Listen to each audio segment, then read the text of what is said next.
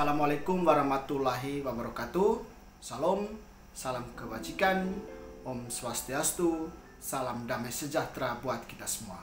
Perkenalkan, nama saya Agustinus Ferianto, peserta Latsar Angkatan 14, kelompok 1, Latsar CPNS Kementerian Agama tahun 2021. Pada kesempatan ini, saya ingin mempresentasikan tugas individu saya, analisis aneka terhadap sebuah kasus pelanggaran prinsip-prinsip dasar aparatur sipil negara dengan mentor Dr. Haja Ucu Mahasin MAP. Pemirsa, 5 aparatur sipil negara pemerintah Kabupaten Sumba Timur, NTT ditetapkan sebagai tersangka. Penetapan tersebut terkait kasus dugaan korupsi di Dinas Pendidikan Kabupaten setempat.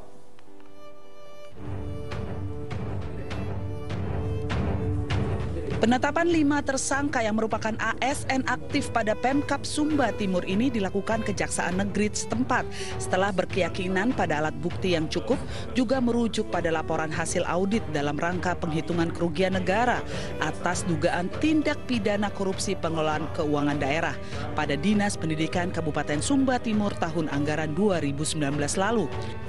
Hasil audit ditemukan kerugian negara mencapai lebih dari 7 miliar rupiah. Kerugian negara ini terjadi karena adanya pembayaran gaji dan tunjangan pada ASN, lingkup Dinas Pendidikan yang semestinya tidak berhak dibayarkan karena meninggal dunia, pensiun, dipecat, dan mutasi internal, juga cuti di luar tanggungan negara. Tak hanya itu, juga adanya kekurangan pembayaran gaji tahun 2019 pada guru TK, SD, dan SMP serta tenaga non-guru. Tersangka tersebut itu adalah para ASN aktif yang masih bertugas di pemerintah Kabupaten Sumba Timur.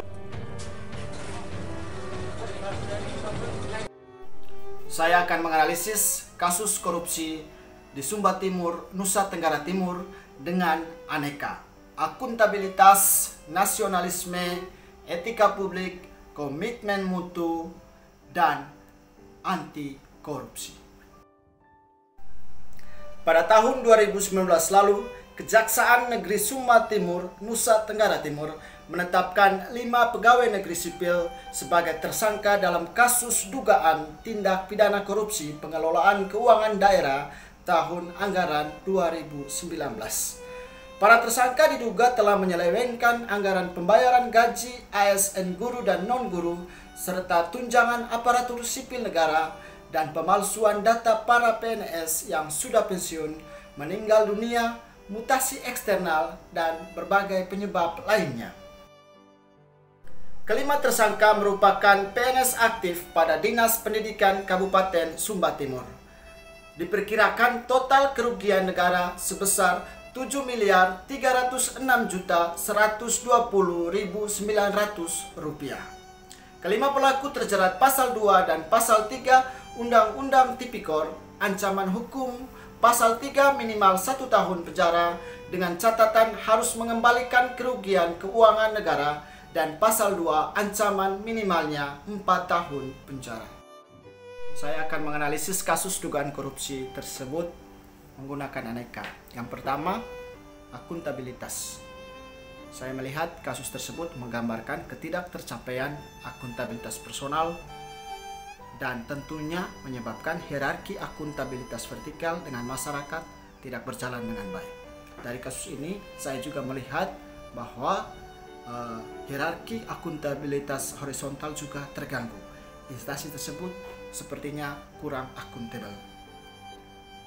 Dari kasus ini kita dapat melihat bahwa para pelaku kehilangan jiwa kepemimpinan yang seharusnya mereka tampil sebagai panutan masyarakat. Dan juga dengan kasus ini timbul dugaan dan prasangka antar sesama PNS, apalagi PNS yang menjadi korban korupsi tersebut. Dan selanjutnya, para pelaku siap untuk menerima konsekuensi dari tindakan yang telah mereka lakukan. sesuai dengan peraturan perundang-undangan. Yang kedua, nasionalisme. Saya melihat kasus dugaan korupsi ini adalah tanda memudarnya semangat nasionalisme dan cinta tanah air dari ASN tersebut. Sepertinya jiwa patriotismenya sudah luntur. Seharusnya ia menjadi rela berkorban bagi bangsa dan negara, tetapi justru dengan kasus yang ia lakukan telah menyebabkan kerugian negara dengan mengambil gaji dan memalsukan data, di mana seperti yang kita tahu tadi kerugian negara mencapai 7 miliar lebih. Yang ketiga, etika publik. Saya melihat para ASN yang melakukan tindakan korupsi tersebut tidak mencerminkan seorang pelayan publik yang beretika. Mungkin dalam tindakan mereka setiap hari, mereka membawa diri dan berkelakuan sopan. Tetapi ketika tidak dipandang oleh masyarakat, mereka melakukan tindakan-tindakan tidak terpuji seperti korupsi. Menurut saya, ini adalah bentuk etika semu karena mengarah pada kemunafikan. Dan juga dengan tindakan mereka ini, mereka sebagai ASN yang tidak bisa menjadi panutan bagi masyarakat umum. Yang keempat, komitmen mutu. Saya melihat para PNS yang melakukan tindakan korupsi ini tidak menjalankan fungsi utama mereka sebagai pemersatu bangsa. Justru mereka menciptakan konflik dan perpecahan antara ASN maupun ASN dengan masyarakat umum. Sehingga hilangnya kepercayaan para korban dan masyarakat umum terhadap ASN tersebut dan juga instansi di mana mereka bekerja. Dan juga karena kasus ini mereka menggambarkan dirinya sebagai PNS yang tidak berkualitas. Yang kelima, anti korupsi. Kelima, PNS yang melakukan tindakan korupsi ini mutlak melanggar prinsip dasar pegawai negeri sipil, yaitu anti korupsi. Mereka juga telah melanggar sumpah jabatan dan sumpah aparatur sipil negara yang telah mereka kumandangkan di hadapan Tuhan dan para saksi yang hadir. Mereka merupakan pentolan dari semangat yang mengutamakan kepentingan sendiri. Setelah melakukan analisis terhadap kasus dugaan korupsi tersebut, tiba saatnya saya memberikan solusi alternatif. Yang pertama, perlu adanya pelatihan berkelanjutan agar menyegarkan kembali prinsip-prinsip dasar seorang aparatur sipil negara. Kedua, perlu adanya ketegasan, profesionalitas, dan integritas seorang pemimpin dalam sebuah instansi agar menjadi teladan bagi para stafnya. Yang ketiga, perlu diadakan transparansi data yang bersifat publik, semacam ada kontrol sosial sehingga tidak memberi peluang bagi para PNS untuk melakukan tindakan korupsi. Yang keempat, pentingnya melakukan evaluasi mingguan atau bulanan bagi para aparatur sipil negara. Yang kelima, masing-masing aparatur sipil negara harus benar-benar sadar diri atas kedudukannya sehingga dapat menjalankan tugas dengan baik dan benar.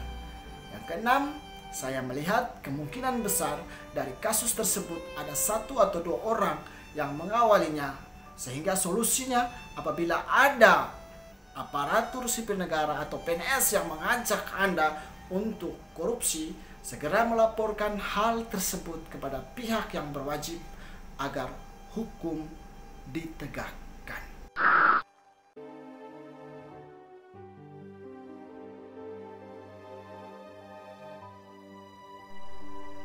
Demikian laporan saya atas analisis kasus dugaan korupsi kelima orang pegawai negeri sipil di Sumba Timur, Nusa Tenggara Timur.